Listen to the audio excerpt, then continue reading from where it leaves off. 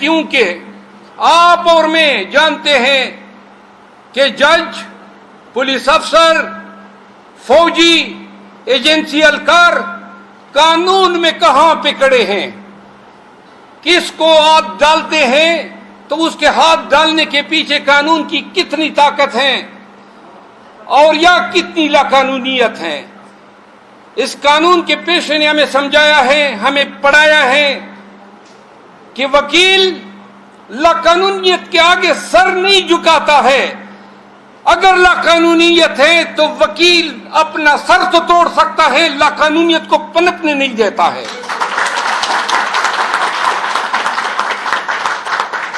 پاکستانیوں کی امیدوں کے محور ہیں آپ، مظلوموں کی آواز ہیں آپ ہی وہ لوگ ہیں جو اٹھ کے کھڑے ہو کے ببانگ دہل یہ کہہ سکتے ہیں کہ ہم نہیں مانتے ہیں ظلم اور جبر کے ان ضابطوں کو، ہم نہیں سر جھکاتے ہیں آپ کے ان فستائیت کنڈوں کے آگے۔ کون بتائے گا؟ اللہ نے آپ کو جرت دی ہے، اللہ نے آپ کو قانون کے علم سے روشناس کرایا ہے، وہ آپ ہی ہیں جنہوں نے اٹھنا ہے۔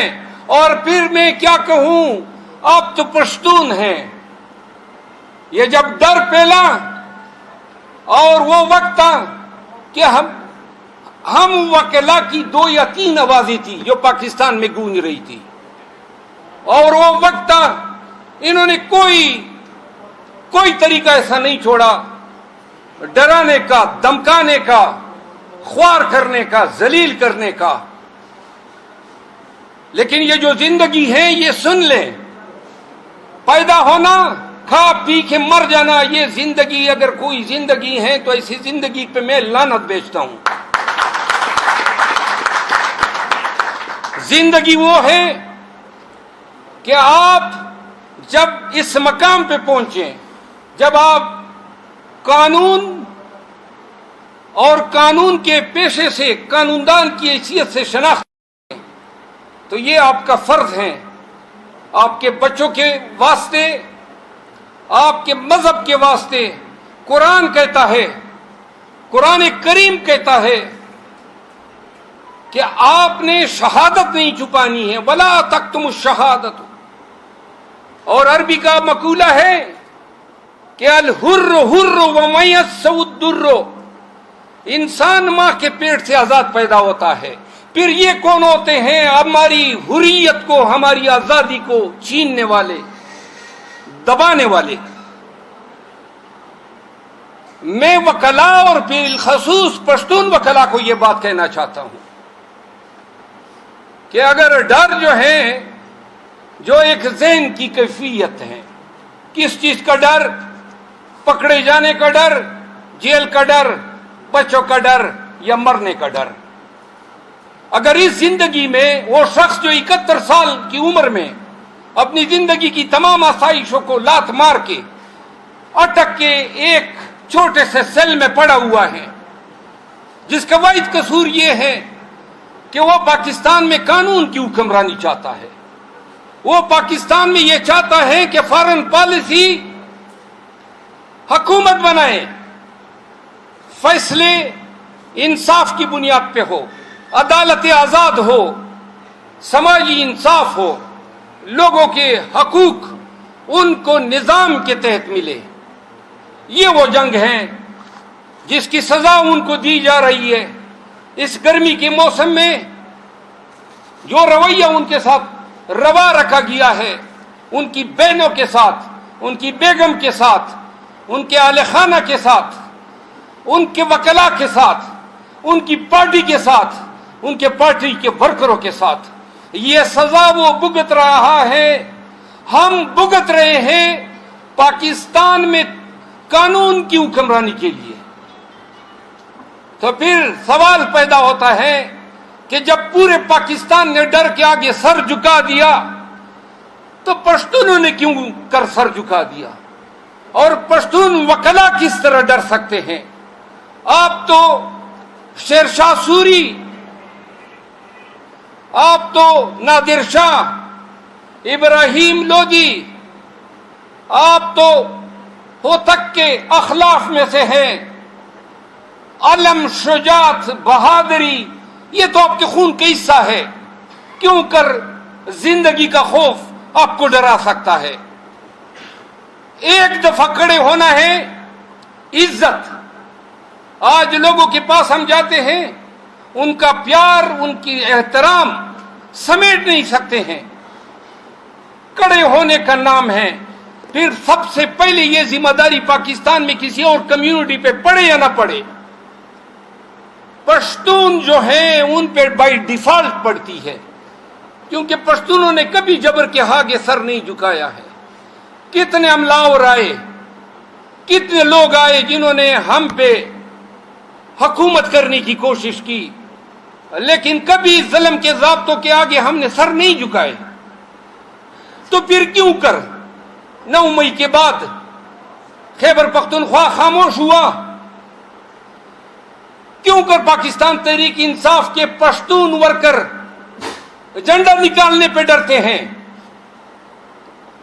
کیوں کر کارنر میٹنگ کرنے پہ ڈرتے ہیں؟ کیا ہوگا؟ کیا نہ انہوں نے ہر قسم کا استبداد شہریار افریدی کے ساتھ، شاندانہ گلزار کے ساتھ، علی محمد خان کے ساتھ، شبلی فراز کے ساتھ، عمر ایوب کے ساتھ، اسد قیصر کے ساتھ، آپ کے ضلع کے ایم این اے انور تاج کے ساتھ، علی امین گنڈپور کے ساتھ، کس کس کا نام میں نہ گنواؤں، کیا کیا حرکتیں نہ کی، میں نہیں بتا سکتا ہوں کہ دونوں ہاتھوں سے ان کو اس طرح ہاتھ باندھ کے چتوں سے ان کے ہاتھ باندھے جاتے تھے زنجیر پہ، اور 8-8 گھنٹے کھڑا رکھا جاتا تھا۔ میں آپ کو نہیں بتا سکتا ہوں کہ تحقیر کے لیے کبھی بال منڈوائے گئے اور کبھی گھسیٹا گیا۔ بھول گئے وہ منظر جب پاکستان کے سابق وزیر اعظم عمران خان کو رینجرز ہائی کورٹ کے احاطے میں گھسیٹ کے لے جا رہی تھی۔ میں نہیں بھول سکتا ہوں وہ منظر جب کرسی سے ان کو گرایا گیا۔ میں نہیں بھول سکتا ہوں وہ منظر جب اس کو ٹوٹے مارے گئے۔ اور کیوں کر مار رہے ہیں یہ لوگ، اور کون مار رہے ہیں، اور ان کی جرت کیسی ہوئی؟ اس لیے جرت ہوئی، اور میں کہتا ہوں کہ جو ڈر گیا وہ مر گیا۔ پشتونوں نے نہیں ڈرنا ہے، اور اگر کبھی ڈر نزدیک بھی آئی ہے تو مار دو اس کو لات۔ موت اور زندگی اللہ کے ہاتھ میں ہے۔ اگر زندگی خان کی لے سکتے تھے تو وزیر آباد میں مر چکا ہوتا، زندگی لینے پہ وہ قادر ہوتے تو اٹک جیل سے وہ آج زندہ نہ بیٹھا ہوتا۔ تو لہذا پشتونوں یہ سن لو، یہ ڈیسائسیو مومنٹ ہے۔ آپ کی ایک ڈسٹنکشن تھی کہ پشتون کبھی ڈرتے نہیں ہیں، اس ڈسٹنکشن کو مت کو، اپنے پارٹی کے جھنڈے علم کو تام کے نکلو۔ ملاکنڈ کے پشتونوں کو میں خراج تحسین پیش کرتا ہوں۔ ملاکنڈ میں پی ٹی آئی نے جلسہ نکالا، 67 ورکرز گرفتار کیے، لاٹھی چارج کیا، گولیاں برسائی۔ تو جنید اکبر خان نے ایک ویڈیو کال دی کہ آج ہمارے ساتھ ہے، کل آپ کے ساتھ ہوگا۔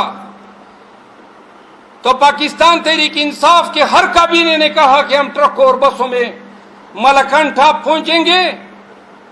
تو یہی حکام جو ادھر بڑے جفادری بنے ہوئے ہیں، انہوں نے ان کے آگے گھٹنے ٹھیکے، تمام ورکر کو رہا کیا، تمام مقدمات واپس لیے۔ آپ لوگوں نے بہت بھگت لیا، ایک ایک کر کے آپ کو توڑا ہے انہوں نے، ایک ایک کر کے آپ کو گھروں سے انہوں نے نکالا ہے۔ کبھی بدو، کبھی ڈی خان، کبھی چارسدہ، کبھی نوشیرہ۔ یہ وقت ہے اتحاد کا، یہ وقت ہے یونٹی کا۔ کیوں کر کوئی تانے دار میرے گھر میں زبردستی گھس سکتا ہے؟ کوئی قانون اس کی اجازت دیتا ہے؟ اور اگر وہ میرے گھر میں بغیر وارنٹ کے آ رہا ہے تو قانون اس کو ایزالٹ کا نام دیتا ہے، قانون اس کو لرکنگ ہاؤس ٹریسپاس کہتا ہے، پھر قانون مجھے حق کے دفاع کا حق دیتا ہے، اور اس حق کے دفاع میں میں یہ کہتا ہوں یہ کالا کوٹ، اس یونیفارم نے یہی تو ہمیں تربیت دی ہے کہ جو غیر قانونی آپ پہ ہاتھ ڈالے گا اس کا ہاتھ توڑو،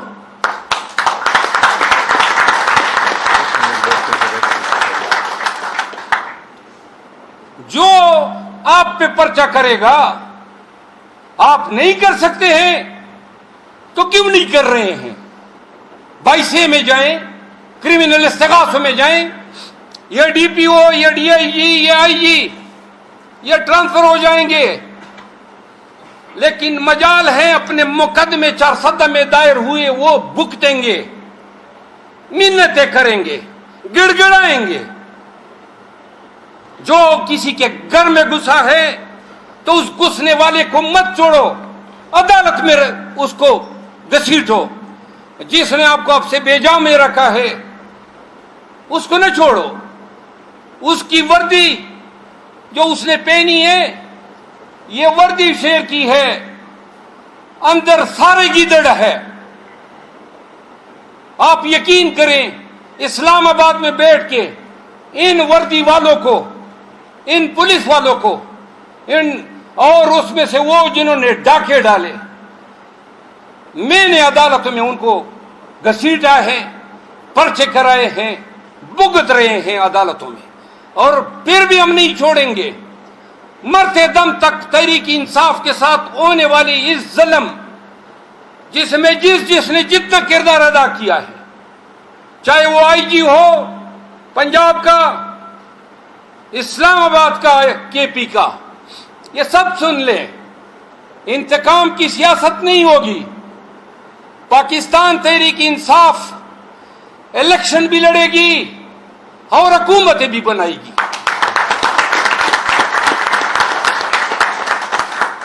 خیبر پختونخوا میں پرویز خٹک کی وجہ سے پاکستان تحریک انصاف کے ساتھ بہت زیادتیاں کی گئی، ورکروں کو، عہدیداروں کو کہا گیا کہ جائیں ان کو جوائن کریں، اس کی پارٹی میں شمولیت کریں۔ خٹک، خوشحال خان خٹک بھی اسی خٹک قبیلے میں پیدا ہوا ہے۔ پٹھانوں میں ایک غیرتی قبیلہ ہے، اور پشتون میں سے سب سے کم ذات اور سب سے کم ظرف وہ انسان ہوتا ہے جو اپنے محسن کو ڈسے۔ میں خٹکوں کو کہتا ہوں کہ آپ تحقیق کریں کہ کیوں کر ایسا بندہ آپ کے قبیلے میں پیدا ہوا۔ پاکستان تحریک انصاف نے تو آپ پہ احسان در احسان کیے تھے، تمہاری حیثیت سے بڑھ کے آپ کو وزیر اعلیٰ بنایا، آپ کو وزیر دفاع بنایا۔ آج آپ نے تمام ظلم و جبر کے تیر اپنے کمان سے ہمارے خلاف داغنے شروع کیے ہیں، دھمکیاں دیتا ہے، پروگراموں میں بیٹھ کے لغو اور بے بنیادوں پہ عمران خان کو 9 مئی کے واقعات میں ملوث کرتا ہے، سائفر میں ملوث کرتا ہے، سائفر میں ملوث کرتا ہے۔ کبھی پشتون اس طرح نہیں کرتے ہیں، یہ ہمارا وتیرہ نہیں ہے۔ ایک دوسرا ہے محمود خان، سوات گیا، پتہ چلا کہ سوات کے میئر کے گھر پہ پولیس نے یلغار کی، اس کے باتھ روموں کی ویڈیوز بنائی۔ وہ ایس ایچ او اور اس ایس ایچ او سے یہ کرانے والے یہ نہ بھولیں کہ پاکستان میں آج سے کچھ روز پہلے پاکستان کا وزیر اعظم شہباز شریف کہہ رہا تھا کہ میں نواز شریف کو وصول کرنے ایئرپورٹ جاؤں گا۔ نواز شریف تو نہیں آئے گا، وہ جو وصول کرنے والا ہے وہ بھی نہیں آئے گا.